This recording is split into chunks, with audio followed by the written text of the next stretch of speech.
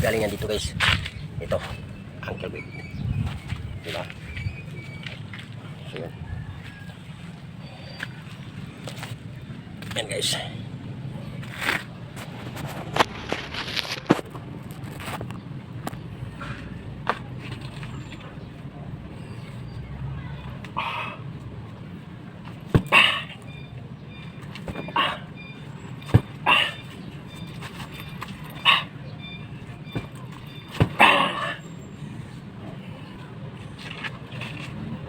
Uncle Vic.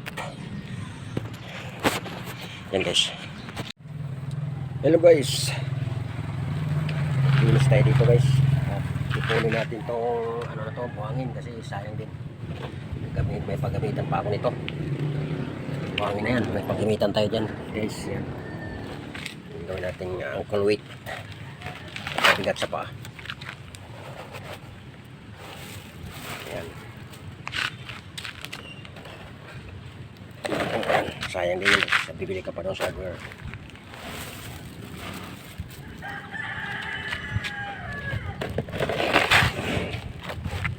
Habang manilinis ay nagagamit pa yung buhangin na buhangin ko rin to. Yan. Pag umuulan kasi ano dito na landslide doon. Yan ang landslide nyo. Nauka. Yung ginagawa ko muna ito, niipo ko para mapakinabangan naman.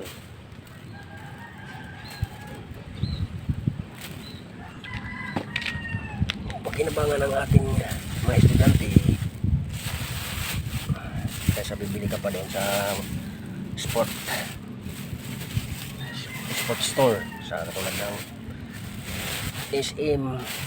Mayroon silang mga Uncle Vic doon na bilbinta. Mura lang naman, 350 lang. Pambata nasa 250 yata.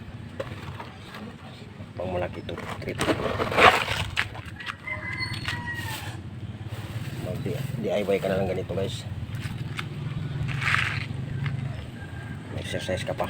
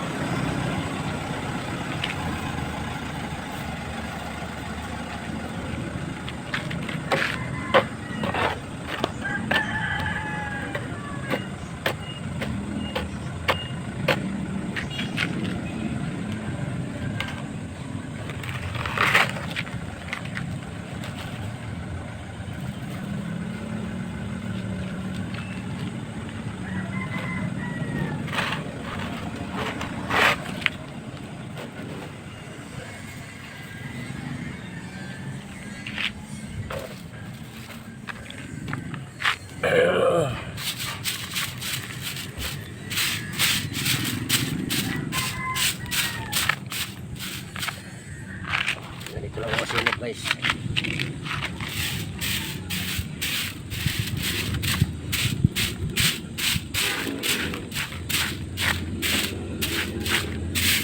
Nagawa tayo ulit ng kalungan. Natin ang ano.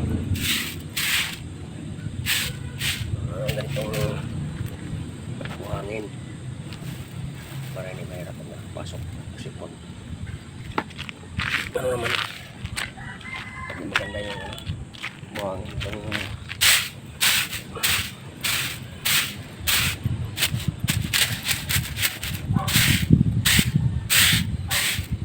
baul-baul.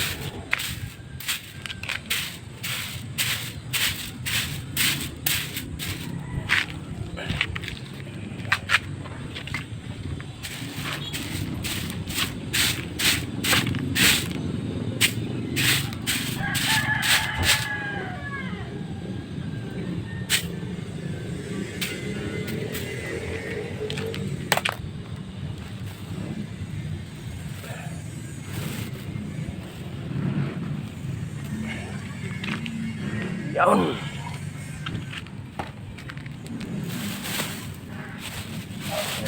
Iniipon ko ito.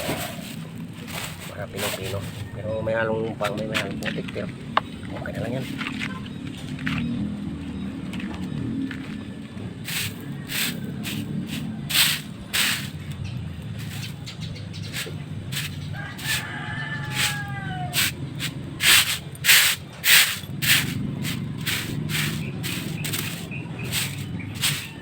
Gamit ito sa ating project naman ulit DIY na ankle weight. Ankle weight ko sa anong to ng araw ako kasi meron lang ganito ang ankle weight. Ano pa ako na sa mga 79 graduate ko na ng high school ayun pa rin. So yun ang ginagawa ko kasi pagpapilit ng vaccine yung ginagawa ng mga bakal noong araw. So mayroon ako naisip kung saan yung bata pa ako ginawa ko itong ankle weight. Kaso lang tagal nung mga 1985 nag-usuhan na. Hindi pa masyado. Mga ano na lang nag-usuhan. Mga 1990s. Nakita ko na sa mga mall. Mga 1990 na 2000. May mga display na sa mall. Good. Nadali na yung ano ko, style ko. Nakuha. Kaya hanggang ngayon ito pa rin ang ginagawa ko pag wala akong ginagawa. Tapos hindi po na ako ng buhangin kasi malayo tayo sa dagat pwede naman doon sa dagat. Kaya dito bakit ako pupunta pa nandito lang naman sa ano natin sa gilira ng bahay ay tatapon mo kasi sayang habang ano tayong naisip na paraan para makakuha tayo ng para gagamitin natin sa mga training ito na dito ang helmet. So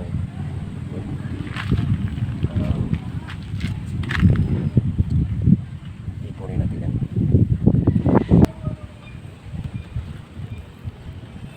Ito yung helmet natin guys. So yan ang natapos natin nung nakaraang buwan pa ito ginawa ko.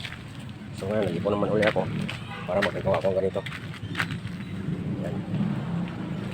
Dahil sa ankle weight para ito dito sa ating paa para pag sumiba tayo ay bibilis ang paa mo, bibilis ang paa natin at saka hindi na magbibilis magaan ang ano natin pakiramdam. Gano'n ako sumisipa tayo tulad yan. Diba?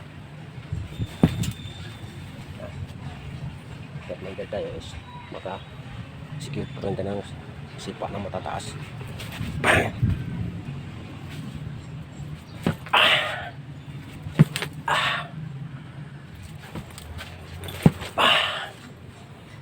Diba guys?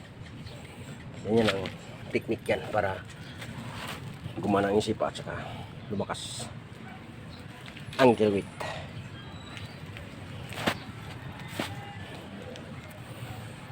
Kaya galing yan dyan sa buhangin yan. So hanggang dito na guys ang ating video. Hanggang ko na sa vlog.